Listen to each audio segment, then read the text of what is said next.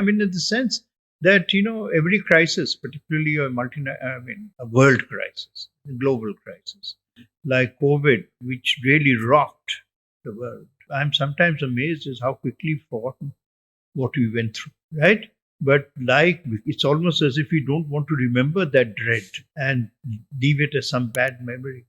But the point is, its consequences are not going to leave us, right? And you're right. One of the great consequences is how do we deal with post-COVID employment demands? How do we deal with creating satisfaction? Now, let's just say in our country, one of the great answers to economic nervousness or economic shortfalls or the great gaps in requirement of employment and so on is that Prime Minister Modi has actually ensured food security.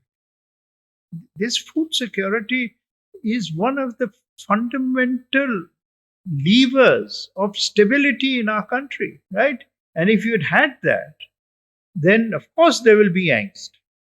And of course the young will want much more. And they have every right to ask for much more. In a democracy, that is their birthright. And there will be ups and downs in the democratic process, as we saw in our own last general elections. But the fact of the matter, that because we have met basic requirements, that people are no longer afraid of mass hunger, that we have created the platforms for continuous forward movement. Nations which have not been able to do that, right, will pay a heavy price when the volcano erupts, and the democratic systems also tend to explode along with the explosion. But the short-term answer is not a long-term solution, and there is no way forward in the 21st century apart from democracy.